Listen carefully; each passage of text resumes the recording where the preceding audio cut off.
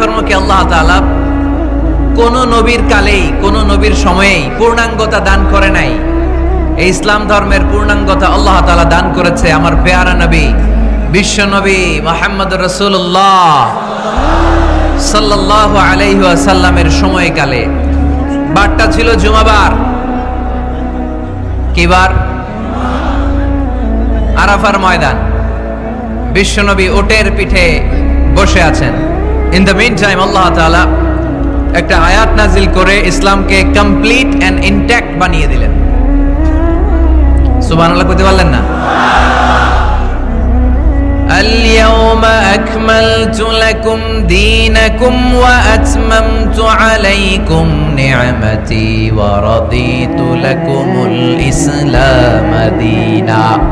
সেদিন আল্লাহ ঐতিহাসিক আয়াত নাজিল করে দিলেন, اليوم أكملت لكم دينكم, আজকে আমি তোমাদের দিনকে ইসলাম ধর্মকে পূর্ণাঙ্গতা দান করলাম। ওয়া আতমামতু আলাইকুম নি'মাতি, আমার নিয়ামতকে পরিপূর্ণ করে দিলাম। ওয়া রাদিতু লাকুমুল ইসলাম দীনা, আমি আল্লাহ তোমাদের জন্য ইসলাম ধর্মকে মনোনীত করে খুশি হয়ে গেলাম। আল্লাহ তাআলা ইসলামকে আমাদের ধর্ম বানিয়ে খুশি। এখন প্রশ্ন হচ্ছে আমরা খুশি কিনা? আওয়াজ কমে গেছে এবার। ইসলামকে আমাদের ধর্ম মনোনীত করে, ইসলামকে আমাদের জীবন বিধান মনোনীত করে খুশি কে? আল্লাহ। এখন আমরা খুশি কিনা? দিস ইজ দ্য কোশ্চেন নাও।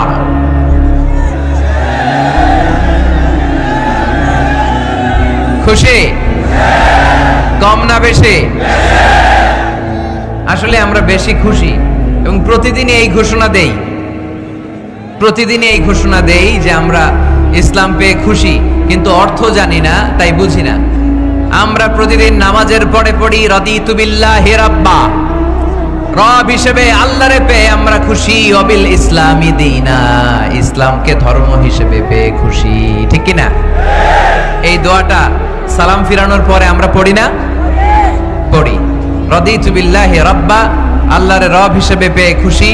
ওয়াবিল ইসলামি দীনা, ইসলামকে দিন হিসেবে পেয়ে আমরা খুশি। কিন্তু প্রত্যেক দিন ফরজ সালাতের পরে এই দোয়াটা পড়ি কিনা ভাই? রাদিতু বিল্লাহি রাব্বা, আল্লাহ তোমারে রব হিসেবে পেয়ে খুশি। ওয়াবিল ইসলামি দীনা, ইসলামকে ধর্ম হিসেবে পেয়ে আমরা খুশি। এই দোয়াটা পড়ি কিন্তু অর্থ বুঝি না, তাই হৃদয়ে লাগে না। ঠিক কিনা? এজন্য অর্থ জানার দরকার আছে না নাই? আমি সব সময় বলি প্রিয় ভাইয়েরা, কোরআনের অর্থ পড়ুন, মাতৃভাষায় কোরআনকে বুঝুন। এই যে মোবাইলের ভেতরে এখন অ্যাপস পাওয়া যায়, এটারে বলে স্মার্টফোন। কি ফোন? যারাই আপনি স্মার্ট হইতে চান একটা স্মার্টফোন নিয়ে নেবেন, স্মার্ট হয়ে যাবেন। তো এটা আপনাকে স্মার্ট বানাবে, সবকিছু এটার ভেতরে থাকে, সব পাওয়া যায়। এখানে আপনি কোরআন নিয়ে পড়তে পারবেন কোরআনে আল্লাহ কি বলেছে। তো অর্থ পড়লে আপনার হৃদয়ে লাগবে। আমরা তারাবির নামাজ পড়ি 20 রাকাত, ঠিক কিনা? কত আযাবের আয়াত যায়, কত জান্নাতের সুন্দর বর্ণনা চলে যায়, কিন্তু যিনি পড়ায় উনিও কান্দে না, আমরাও কান্দি না। ঠিক কিনা? ওনারও পশম দাঁড়ায় না, আমাদেরও পশম দাঁড়ায় না। বাট আরব বিশ্বে when they recite they got their goosebumps, তারা যখন কোরআন তেলাওয়াত করে ওদের গায়ের পশমগুলো দাঁড়িয়ে যায়। শাইখ আব্দুর রহমান সুদাইস যখন তেলাওয়াত করে পিছনে মুসল্লিরা কাঁদে। আমি গত বছর হজে ওনার পেছনে নামাজ পড়ছিলাম, উনি সূরা কুরাইশ পড়ছে, উনি পড়ছেন ফালিয়াবুদু রাব্ব হাযাল বাইত। এই কথা বলে উনি কাঁদতে শুরু করলো, আমরাও কাঁদতে শুরু করলাম। কারণ এই আয়াতের অর্থ হচ্ছে ফালিয়াবুদু লিইলাফি কুরাইশিন ইলাফিহিম রিহলাতাশ শিতাই ওয়াস সাইফ।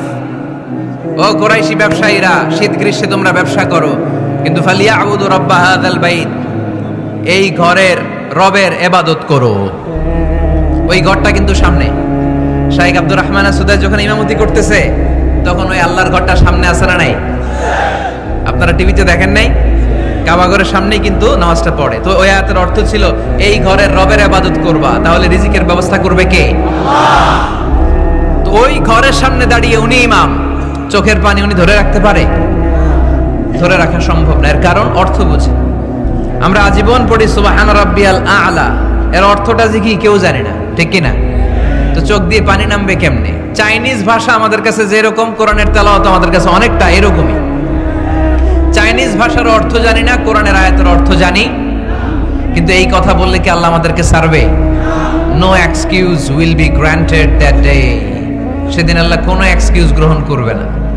অনেক হিন্দু মুসলমান হয়, এরপরে তারা কোরআন বোঝে, আল্লাহ বলবে হিন্দু হয়ে পারলো, তুই পারলি না কেন? জোরে বলেন ঠিক কিনা?